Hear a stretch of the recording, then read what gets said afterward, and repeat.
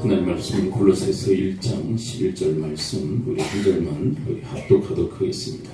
골로새서 1장 11절 우리 한 목소리 함께 읽죠. 시작.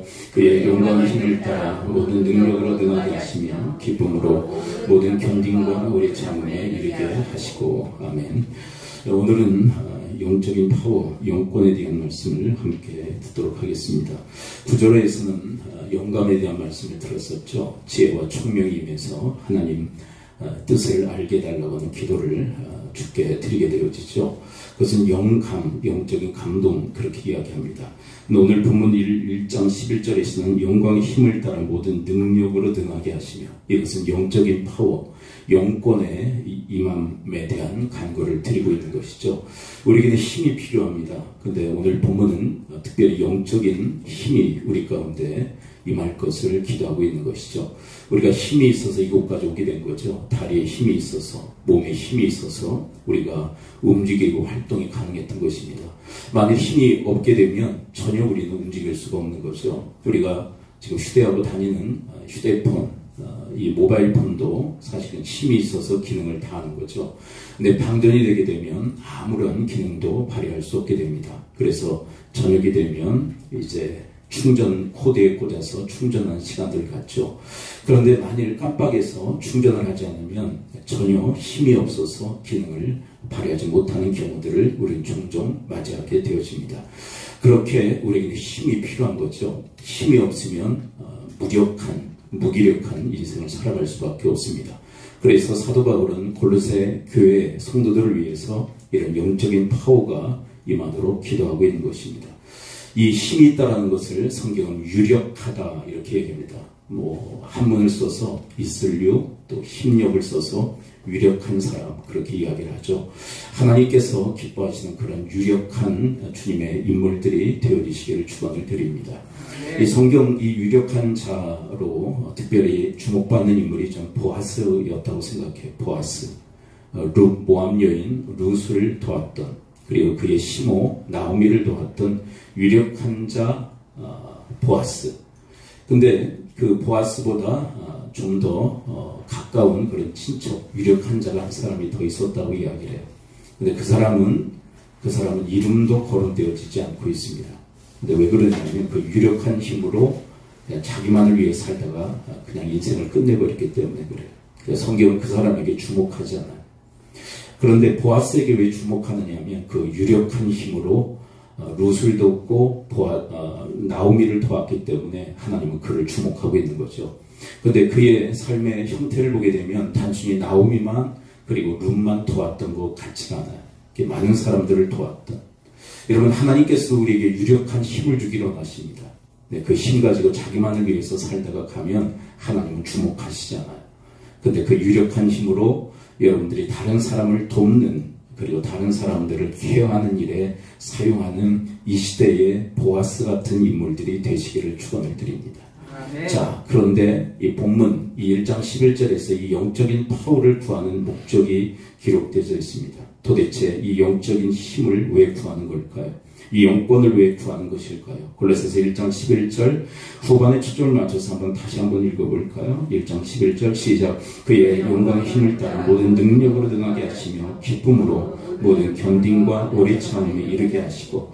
자, 이 능력 구함은 무엇을 목적으로 해서? 모든 견딘과 오래 참음에 이르게 하기 위해서. 한마디로 얘기한다면 모든 견딤 그리고 오래 참음을 한 단어로 요약한다면 인내케 하시기 위해서. 여러분, 하나님의 능력을 왜 구하느냐? 인내케 하시기 위해서. 네, 여러분, 그런데 인내가 왜 필요하죠? 우리가 하나님 말씀의 은혜를 받고 그것을 행하는 일들을 우리는 시작할 수 있습니다. 그런데 그렇게 시작했다고 열매가 곧바로 맺어지는 건 아니죠. 우리가 은혜 받고 말씀을 실천했을 때 그것을 끝까지 할 수 있느냐? 근데 그 끝까지 하게 하는 게 뭐예요? 인내. 네, 우리는 이렇게 인내에 대한 오해가 있어요. 뭐냐면, 우리가 지난 금요일에도 그런 말씀드렸어요. 우리가 언제까지 참아야 되느냐? 언제까지 인내해야 되느냐? 근데 우리는 이런 대답을 흔히 한다라고 했었죠. 우리의 보편적 생각에 상대가 변할 때까지. 근데 그게 우리 인내의 목적이 아니에요. 인내는 사실 이 말씀을 우리가 끝까지 지켜내는 그런 힘이 바로 인내라고 얘기해요. 근데 끝까지 주의 말씀을 지켜낼 수 있기 위해서 인내가 필요해요. 근데 그 인내가 있기 위해서는 누구의 파워가 우리 가운데 임해야 된다고요? 하나님의 파워가, 하나님의 능력이 우리 가운데 임해야 된다. 그래서 기도해야 돼요. 하나님, 이 영적인 이 권세, 이 영적인 파워를 저에게 허락하여 주셔서 말씀을 끝까지 인내로서 지킬 수 있도록 도와달라는 기도를 주께 올려드려야만 됩니다. 그래서 누가복음 8장 15절에서 이 결실할 때까지 인내해야 할 것을 이야기하죠. 누가복음 8장 15절 함께 읽습니다. 시작. 좋은 땅에 있다는 것은 착하고 좋은 마음으로 말씀을 듣고 지켜 인내로 결실한 자니라. 자, 말씀을 듣고 지킬 수는 있어요. 근데 결실할 때까지 지키게 하는 게 뭐라고요? 인내다. 인내. 그러니까 하나님께서 우리에게 인내를 요청하시는 이유가 있다면 나를 위해서 얘기하시는 거지 상대를 위해서 얘기하시는 게 아니야. 내가 인내하면 상대가 변할 것이다. 변할 수도 있고 변하지 않을 수도 있어요. 그거는 그 사람과 하나님과의 관계 속에서 이루어질 일이지 내가 어떻게 할 영역은 아니에요. 여러분들이 이 말을 좀 기억했으면 좋겠어요. 내가 상대를 바꿀 수 있다는 것은 저는 그건 오해다라고 생각해요. 심각한 오해. 여러분들이 상대를 바꿀 수 있다고 생각하는 것은 큰 오해입니다. 왜 그게 오해냐면 한번 이런 질문 하나 드려볼까요? 여러분들이 여러분들을 바꿀 수 있습니까? 여러분들이 여러분들을 변화시킬 수 있으세요? 내가 안 좋은 면들이 있어요. 자기 자신에. 근데 그게 바뀌어요? 좀 솔직히 얘기해서 자기도 못 바꾸는데 왜 남을 바꾸겠다고 생각하죠? 네, 그게 그래서 조금 심한 말로 착각이에요. 착각. 자기도 변화시키지 못하는데 이런 사람이 남을 변화시킬 수 있다고 생각하고 달려드는 것은 큰 오산입니다. 그러면 변화라는 것은 없느냐? 아니에요. 하나님이 하실 수 있어요. 그래서 기도하는 거예요. 기도. 네. 여러분들이 하려고 하면 할수록 어긋장이 납니다. 여러분들이 뭐 가족 간에 그리고 배우자 간에 바꾸려고 변화시키려고 달려들면 달려들수록 망가지는 거 우리는 많이 경험하죠.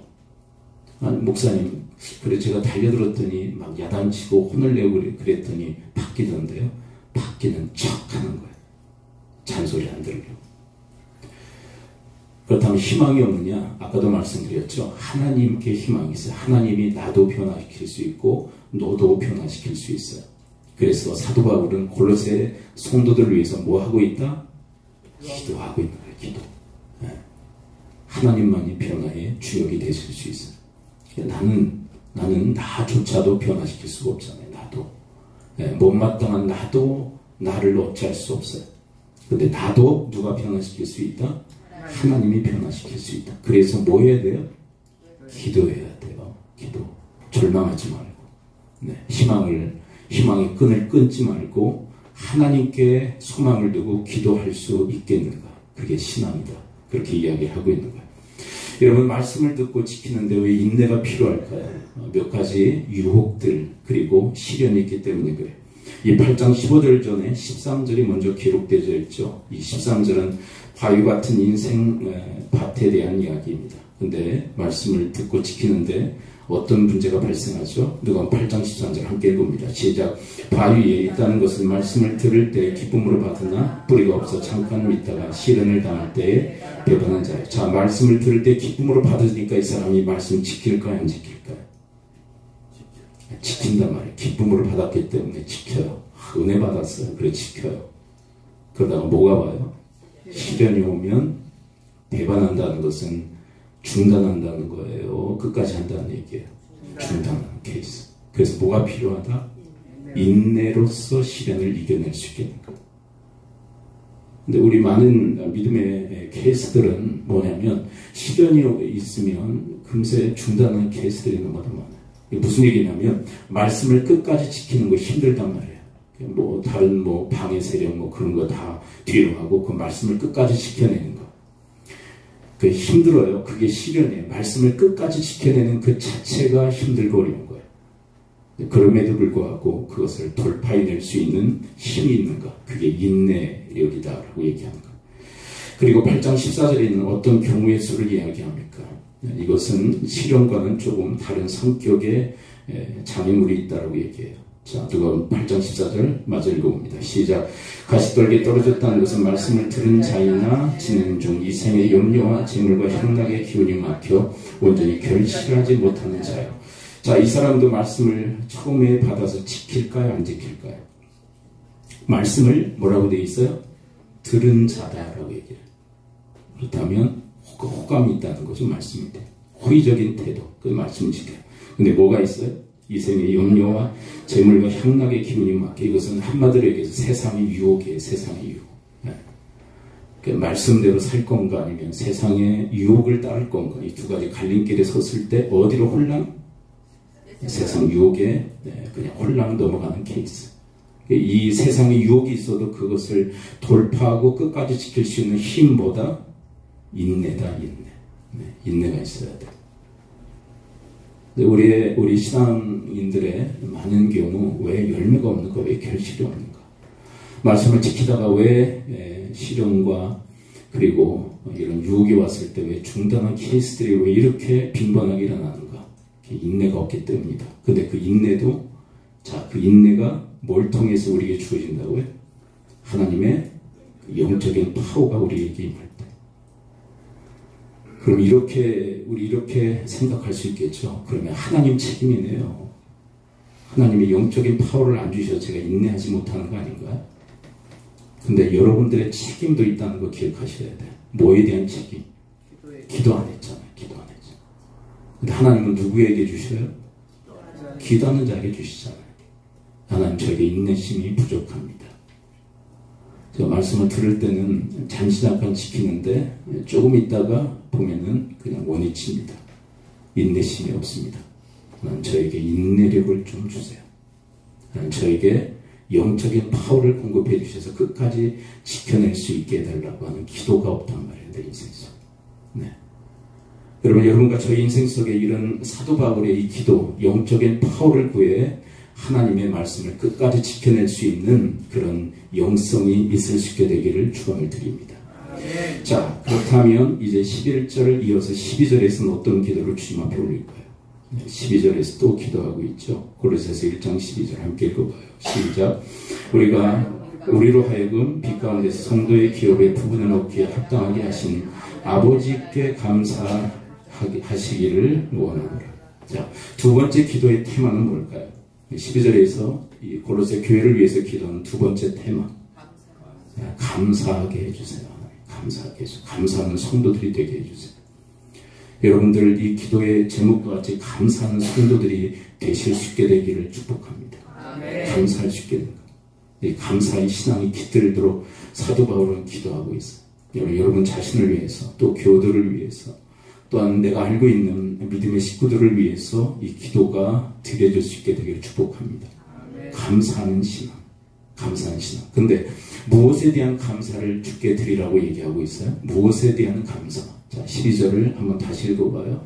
근데 말씀을 읽을 때 좀 어려워요. 어려운데, 자, 이제 저를 잘 따라오셔야 돼요. 잘 따라오시면 조금 더 어렵지만 좀 쉽게 이해할 수 있도록 좀 안내를 할 거예요. 자, 1장 12절에 보면 무엇에 대한 감사를 주께 올리라고 되어져 있는가. 12절 함께 다시 읽어봐요. 시작. 우리로 하여금 빛 가운데서 성도의 기업의 부분을 얻기에 합당하게 하신 아버지께 감사하게 하시기를 원합니다. 무엇에 대한 감사? 뭘 감사하라? 아버지께서 뭐 주셨죠? 네. 네, 어렵죠. 빛 가운데서 성도의 기업의 부분을 얻기에 합당하게 하신 아버지께 도대체 무슨 의미야? 근데 여기에서 주목해야 될 부분이 뭐냐면 기업을 얻게 하셨다. 기업이 뭐예요? 쉬운 단어로 기업해 주신다는 얘기는 상속, 유산에 대한 얘기. 하나님 우리에게 상속해 주신다는 거예요. 뭘 상속해 주실까? 뭘 상속해 주신다고요? 아니 12절에서 아니 기업이 상속이라니까. 빛 가운데에서 성도의 기업의 부분을 얻기에 합당한 뭘 상속받게 하셨다는 거예요. 빛 가운데에서 성도의 기업. 도대체 무슨 의미일까? 여러분 13절을 봐야 우리가 받은 상속이 빛 가운데에서 성도가 받은 기업이 뭔지 이 상속이 뭔지를 알게 돼요. 13절 한번 읽어봐요. 13절. 자, 13절. 우리가 이 골로새서를 시작하면서 우리가 함께 들었던 말씀이죠. 우리에게 상속되어진 게 뭐냐? 자, 12절은 조금 난해하죠. 근데 추상적이죠. 그 13절은 구체적이에요. 우리가 상속받은 게 뭐냐? 이것 때문에 감사하는 거예요. 이것 때문에. 뭐예요? 13절 함께 읽어봐요. 시작. 그가 우리를 흑암의 권세에서 건져내사 그의 사랑의 아들의 나라로 옮기셨어요. 근데 이 사랑의 아들의 나라는 누구 나라예요? 하나님의 나라. 이미 하나님의 나라를 우리는 상속받은 줄을 믿습니다. 아멘. 하나님의 나라 상속받은 거예요. 아멘. 아멘. 뭐 어떤 사람은 뭐 죽어봐야 알지 저 세상에 있는지 없는지 어떻게 아냐. 뭐 그런 분도 계시고. 네. 네, 그래서 믿음이에요. 믿음의 영역에. 네. 근데 믿음이 좀 더 깊어지면 이제 알매 차원으로 들어가는 거죠. 내가 천국에 있음을 알지. 근데 이 땅을 살아나가면 죽음을 직면할 수밖에 없는 우리들 언젠간 다 죽어요. 제가 예언 하나 할게요. 여러분 다 죽습니다. 정확할 거예요. 근데 그 죽음의 공포와 두려움은 이만저만한 게 아니에요. 여러분들 인생을 살다가 삶을 살다가 죽음에 대한 그 깊은 성찰과 묵상의 시간들을 잠깐이라도 갖게 됐을 때 우리 마음속에 얼마나 두려움이 있어요. 근데 이런 우리에게 하나님은 하나님 나라를 상속해 주신 줄 믿습니다. 아멘. 유산으로 우리에게 이미 주셨어요. 이미 주셨다. 자, 이 본문을 다시 읽어보는데 앞으로 갈 건가 옮기실 건가 아니면 이미 과거형으로 표현되어 있는지 한번 다시 한번 읽어봐요. 골로새 1장 13절. 이 상속은 앞으로 줄 건지 이미 주신 건지. 1장 13절 다시 읽어봐요. 시작. 그가 우리를 흑암의 권세에서 건져내 그의 사랑의 아들의 나라로 옮기셨으니 옮기실 것이니가 아니고 이미 과거형이에요. 과거. 우리는 이미 옮기신 줄 믿습니다. 하나님의 나라를 상속해 주신 거예요. 하나님의 나라를. 어떻게 하냐? 믿음으로 하는 거예요. 믿음으로. 네, 제 얘기 했잖아요. 제 얘기. 초등학교 2학년 때 할아버지의 죽음, 그 장례식 도중에 죽음에 대한 심각한 고민을 했어요. 죽음에 대한 두려움과 공포를 느꼈죠. 그리고 질문을 해도 제대로 대답할 수 없는 어른들. 그리고 중학교 3학년 때 교회가 세워졌고 교회 다니면서 저 세상에 있다는 이야기를 듣게 돼서 근데 그게 믿어지더라고요. 저는 믿어져요. 천국과 지옥이 있다는 얘기도 믿어지고 근데 이건 안 믿어지더라고요. 예수 그리스도 믿어요. 예수 그리스도를 왜 믿어야 되느냐? 우리가 다 죄인인데 그 죄사함 하시기 위해서 예수님이 십자가에서 죽으시고 또 다시 살아나시다. 그 예수 그리스도 믿을 때 죄사함, 예수님이 십자가에서 피 흘리신 우리의 죄를 사하시기 위함이다. 그래서 그렇게 죽으시고 다시 살아날 때 그 예수 그리스도 믿으면 죄사함 받고 우리가 천국을 우리가 상속받을 수 있다. 근데 저는 중학교 3학년 때 도저히 믿어지진 않더라고요. 믿어지진 않아요. 근데 저 세상에 있다는 건 믿어지는데 저 세상에 가기 위해서는 그래도 그나마 우리가 어떤 선한 그런 삶을 살아야 되지 않을까. 인간의 공로가 필요하지 않을까라고 하는 막연한 구원관이 저에게 있었기 때문에 그래요. 근데 이거는 중3짜리 저만의 생각이 아니라 이 땅을 살아나는 많은 사람들의 보편적 생각이기도 해요. 이게 보편적 구원관이에요. 뭔가 착한 일, 선행을 쌓아야만 천국 가지 않을까. 근데 이거 아세요? 99가지 잘하다가 100번째 잘못하면 모든 게 다 숲으로 들어간다는 거. 여러분 완벽하십니까? 네. 100가지 완벽하게 살아갈 수 있어요? 99가지 잘하다가 한 가지 잘못해 다 숲으로 들어가죠. 그런 일들이 얼마나 많이 일어나요. 근데 그런 인간이 선행과 착함으로 구원받을 수 있다는 것만큼 큰 오해와 착각이 없어요. 여러분 우리가 우리를 구원할 수 없기에 예수 그리스도께서 이 땅에 오신 거예요. 그리고 우리를 위해서 우리의 죄를 사하시고 용서하시고 우리를 새 생명 얻게 하시기 위해서 그리스도께서 죽으시고 다시 살아나신 줄을 믿습니다. 그래서 하나님 나라를 상속하시는 것보다 더 중요한 것은 예수님을 우리에게 주셨다는 게 가장 큰 은혜예요. 아멘. 네, 이런 하나님 나라를 상속하시기 위해서 예수를 주셨다. 그게 1장 14절 얘기예요. 1장 14절 함께 읽습니다. 그 아들은 예수님을 얘기하죠. 1장 14절 함께 읽어봅니다. 시작. 그 아들 안에서 우리가 속량 곧 죄사함을 얻었도다. 아멘. 네, 속량이라는 것은 값을 지불하고 자유케 하는 것. 우리는 다 죄의 종 그리고 사망의 종이었는데 그리스도께서 당신의 생명값을 지불하셔서 어디서요? 십자가에서 생명값을 지불하셔서 자유케 하신 거예요. 하나님의 자녀가 하나님의 자유인이 되게 하신 거예요. 그래서 우리가 하나님 나라를 상속받게 하셨다. 전 중학교 3학년 때 이 말씀을 들어도 도무지 믿어지지 않았어요. 네. 근데 희한하죠. 고1이 되니까 믿음이 찾아오더라고요. 믿어져요. 근데 그때의 그 구원의 감격과 그 환희는 이루 말할 수 없었어요. 저의 인생을 손들이채 바꿨던 그 해가 있다면 고등학교 1학년 때에서 고등학교 1학년 때. 과거와 그리고 현재와 미래가 완전히 뒤바뀌어졌던 그 시기가 고등학교 1학년이에요. 그게 언제냐? 예수 그리스도 믿었을 때. 믿고 영접함으로 하나님의 자녀가 되어 하나님 나라를 상속하는 그때가 저는 인생의 터닝 포인트였어요. 터닝 포인트. 그리고 그 이후에는 죽음에 대한 두려움과 공포가 사라졌어요. 네, 지금도 여전히 마찬가지예요. 지금도 여전히. 네, 빌립보서를 이렇게 연구하면서 그런 그 사도 바울의 이야기를 내가 죽는 게 더 낫다. 근데 왜 죽는 게 더 낫다고 고백할까요? 사도 바울이 주님 만날 수 있게 어디 계신 하나님 나라 계신 주님 만날 수 있게 내가 육체를 벗고 하나님 나라는 것도 좋다. 근데 내가 이 땅에 있을 수밖에 없는 것은 나에게 맡겨진 사명 감당하기 위해서. 그래서 내가 그래도 기쁨으로 이 땅에 거주하며 주님의 사역을 감당한다. 그 얘기를. 우리는 바로 그런 사도 바울의 심정을 가지고 살아가는 자들 아니에요? 이미 하나님 나라를 상속받았으나 그래도 이 땅에 존재하는 이유, 하나님께서 맡겨진 그 사명 감당하기 위해서 우리가 지금 존재하는 줄을 믿습니다. 분명한 것은 뭐예요? 하나님 아버지께서 아들 예수 그리스도를 통해서 우리에게 하나님 나라를 상속해 주셨다. 이것 때문에 아버지께 감사했으면 좋겠다. 골로새 성도들이. 네. 지금은 사실 척박하고 힘들고 황량한 인생길을 걸어간다 할지라도 그러나 한 가지 우리를 아들 삼으시고 딸 삼으시고 하나님 나라를 상속해 주신 그 이유 하나만으로도 우리는 주님 앞에 감사해야 되지 않겠는가. 그걸 지금 골로새 교회의 서신으로 하나님께 기도로 올려드리고 있는 거예요. 자, 그렇다면 다시 본문으로 돌아와서 이 사도 바울의 감사는 어떤 감사였을까? 골로새 1장 12절을 함께 읽습니다. 시작. 우리로 하여금 빛 가운데서 성도의 기업의 부분을 얻기에 합당하게 하신 감사하게 하시길. 근데 사도 바울은 어떤 감사를 주님 앞에 올려드렸을까요? 고린도전서 15장 10절. 그의 감사는 립 서비스 정도의 감사가 아니라 삶의 감사였다고.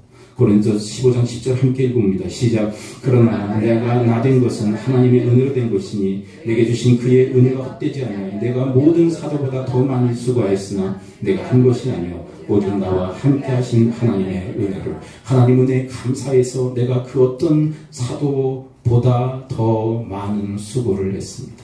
삶의 감사예요. 삶의 감사. 감사해서 복받기 위해서가 아니에요.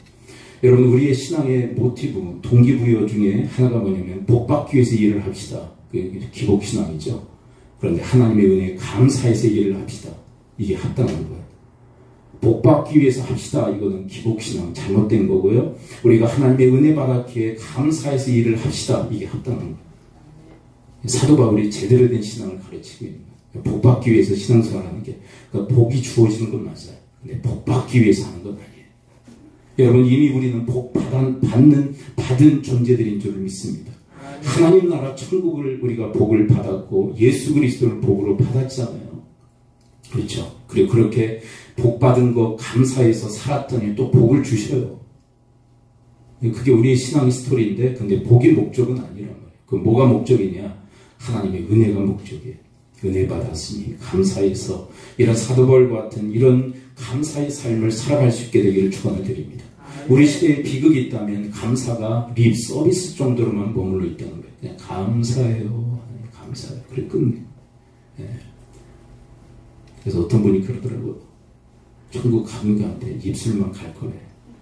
주댕이만. 주님은 감사 말로만. 그래서 그리스도인들 이것만 살았다고. 이것만 말 잘한다, 말만 잘한다. 여러분 말만 잘하는 게 아니라 삶도 잘할 수 있게 되길 축원드립니다. 말은 청산유수야. 자기를 얼마나 포장하는지 몰라. 말로 아는 건 많지, 성경 많이 알지. 그러니까 그 말로. 근데 말이 여러분입니까? 말은 속일 수 있잖아요. 그래서 많은 유튜브들을 보게 되면 그 사람들을 혹하게 할 정도로 말을 얼마나 잘하는지 몰라요. 근데 거기에 속지 마세요. 열매로 그 나무를 알지. 열매로 분별할 수 있는 은혜가 있을 수 있게 되기를 축복합니다. 열매를 봐야죠. 열매가 아니면 그 사람은 아닌 거예요.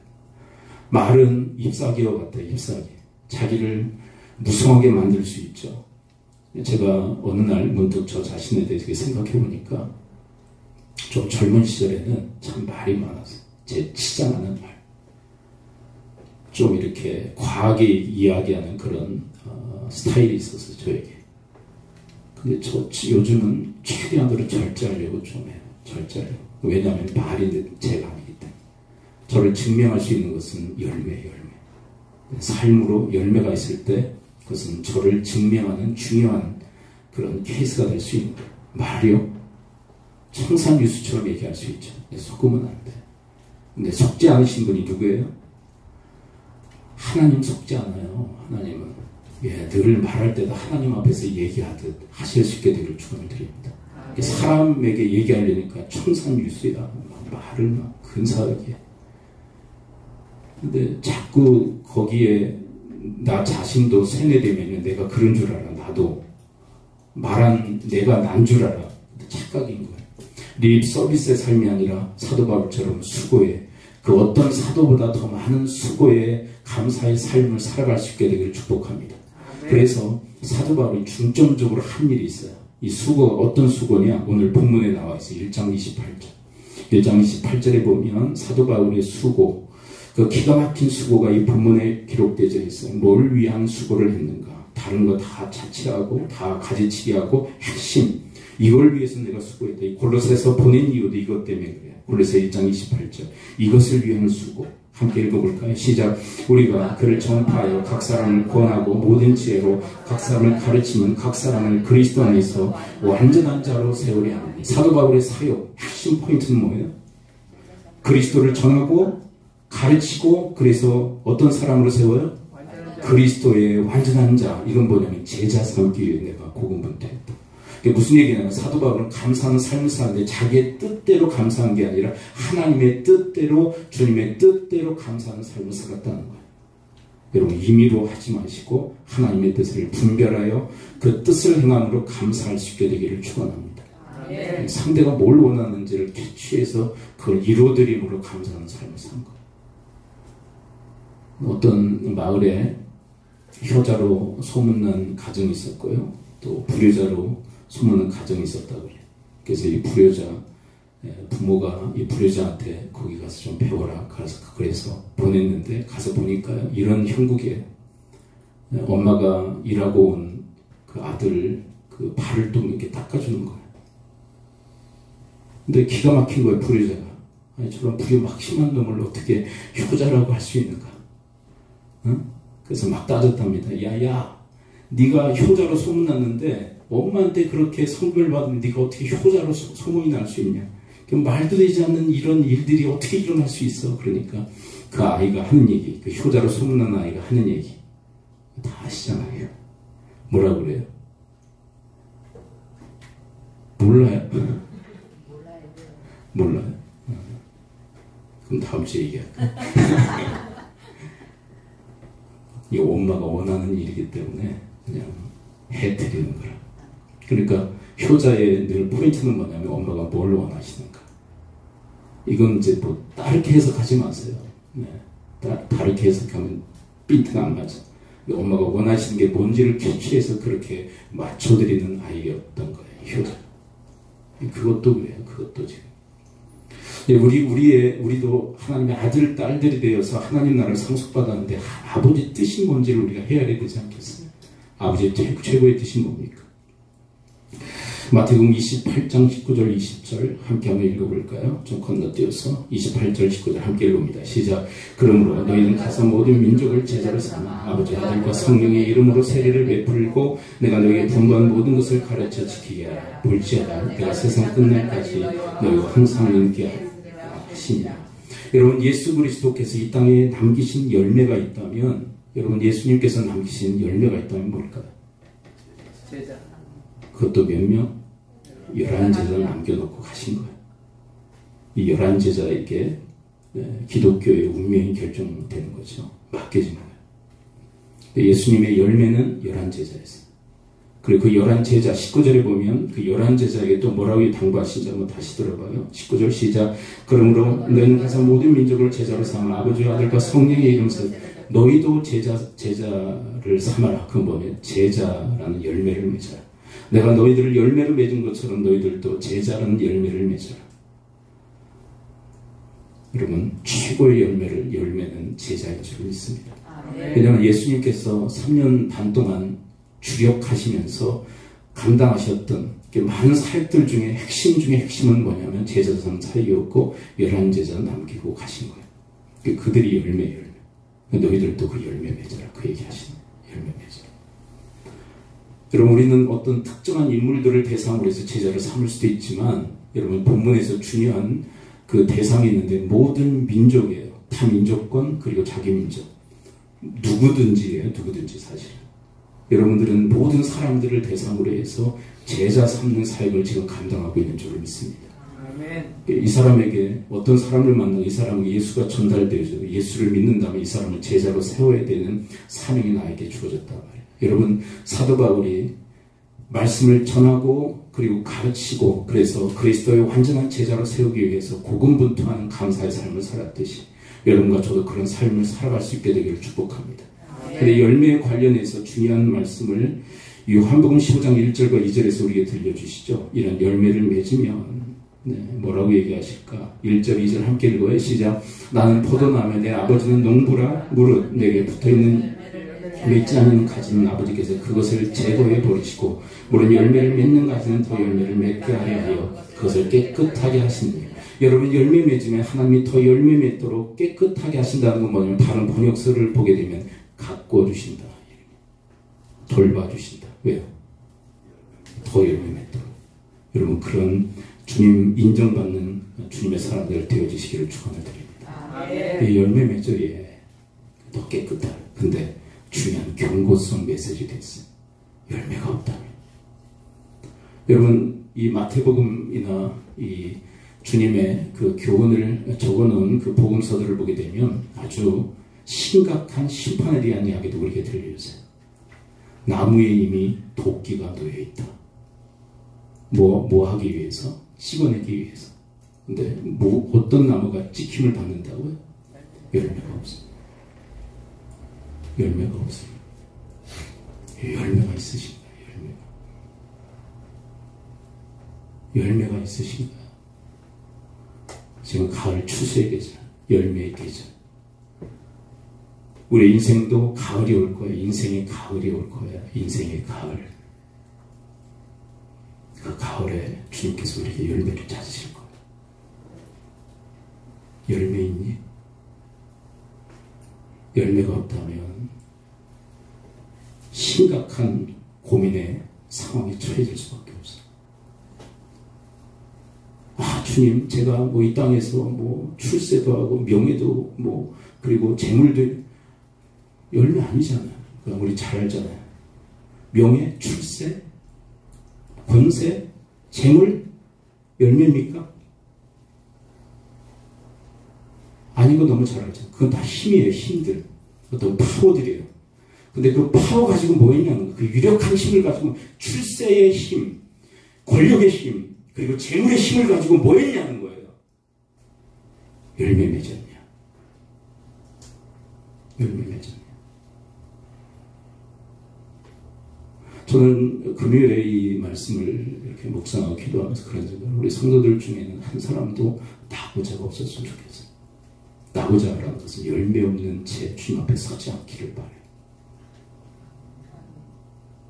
그것만큼 비참함이 없잖아요. 열매가 없어요. 주님께 찾으시는데. 여러분 무화과 나무의 비유를 기억하시나요? 비유가 아니라 실제죠. 열매를 찾으셨어요. 무화과에게서. 영원토록 너에게서는 이제 더 이상 열매를 찾을 수 없게 되리라. 죽어버리잖아요. 열매를 찾으셔요. 근데 그 무화과의 특징이 뭐냐면 잎새는 무성했어요. 잎새. 아까 이야기한 것처럼 말이 참 무성합니다. 말은 좀 줄이고 삶으로 증거하고 나타낼 수 있게 되기를 축원을 드립니다. 하나님 저에게 힘주세요. 시련이 왔어요. 유혹이 또 있습니다. 돌파해서 끝까지 주님의 말씀을 지킬 수 있도록. 그리고 저에게 맡겨진 미션, 모든 민족을 제자로 삼으라는 그 미션을 수행케 해주세요. 그러니까 주님 열매 찾으실 때 하나님께 열매로 영광 돌릴 수 있게 되기를 축복합니다. 기도하죠. 이 시간에 함께 기도할 때 하나님 저희들에게 열매 찾으시는데 저희들의 말씀을 듣고 인내로서 결실하게 된다고 말씀하시고 주님께서 이 땅에 제자 열매 남기시고 그 제자들에게 너희들도 나와 같이 제자 열매 남기라고 주님께서 당부하신 대로 그들은 그렇게 살아간 것처럼 사도 바울도 그렇게 산 것처럼 하나님 저희들도 저에게 베푸신 은혜에 감사해서 그런 경이적 그런 은혜에 감사하는 삶을 살아갈 수 있도록 도와달라고 우리 합심하여 기도하며 나가도록 하겠습니다. 아버지 저희들을 도와주세요. 아버지 저희들을 붙들어 주세요. 하나님 주님께서 열매 찾으실 때 열매로 영광 돌릴 수 있게 해주세요. 아버지 하나님 주의 말씀을 듣고 지키되 인내로서 결실하는 자들을 되게 하여 주옵시고 또한 아버지 하나님 저희들이 예수님이 이 땅에 11제자 열매 남기시고 그 11제자에게 너희도 열매 남기라 모든 민족을 제자로 삼으라는 그 지상 명령을 주님께서 부여하심으로 그들도 열매 남기는 삶을 살았듯이 저희들도 그와 같은 삶을 살아갈 수 있도록 주여 도와주옵소서. 아버지 하나님 저희들의 무기력하고 무능력한 저희들의 인생을 주님의 손에 의탁합니다. 주여 영적인 파워를 허락하여 주옵소서. 인내로서 결실하는 자들 되게 하여 주옵시고 하나님의 은혜에 감사하되 삶으로 사도 바울처럼 11 제자들처럼 감사하는 삶을 살아 저희들도 제자 남기는 열매 맺는 나무들이 되게 하옵소서. 여러분들 아픈 부위에 손을 얹으십시오. 그래 가슴에 감동 주신 분 한 분 품으시고 손을 얹으십시오. 내가 주 예수 그리스도의 이름으로 명하노니 모든 질병의 세력은 이 시간부로 다 묶임을 받고 떠나갈지어다. 고침 받을지어다. 강건의 복이 임할지어다. 성령의 불로 모든 질병의 세력은 소멸하여 주시옵소서. 예수 그리스도의 이름으로 기도합나이다. 아멘.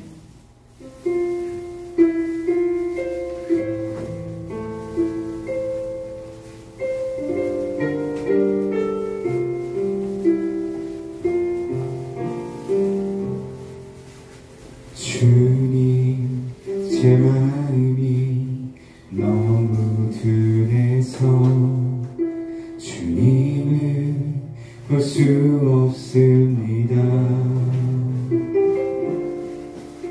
이 땅에 속하여 이 땅만 보다가 주님 손을 놓쳤습니다. 나는 나그네로 왔는데 왜 주저앉게 되었나. 나는 정직인데 언제부터 내 삶의 주인이 되어버렸나.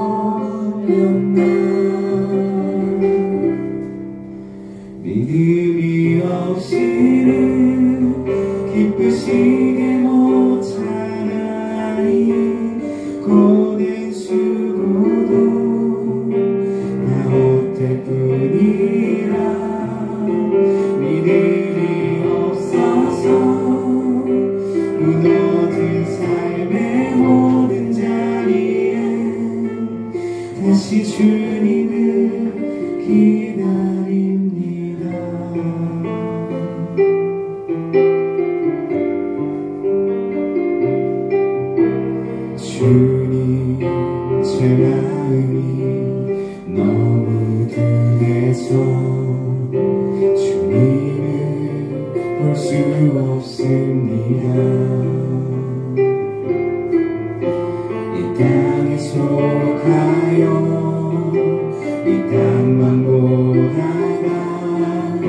주님 손을 놓쳤습니다. 나는 나그네로 왔는데 왜 주저앉게 되었냐. 나는 정직인데 언제부터 내 삶의 주인이 되어버렸나.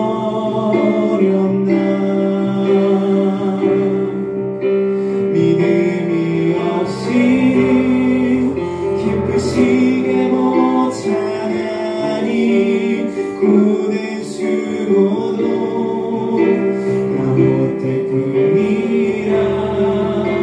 믿음이 없어서 무너진 삶의 모든 자리에 다시 주님을 기다립니다. 믿음이 없이는 기쁘시게 못하니 고된 수고도 다 못될 뿐이라.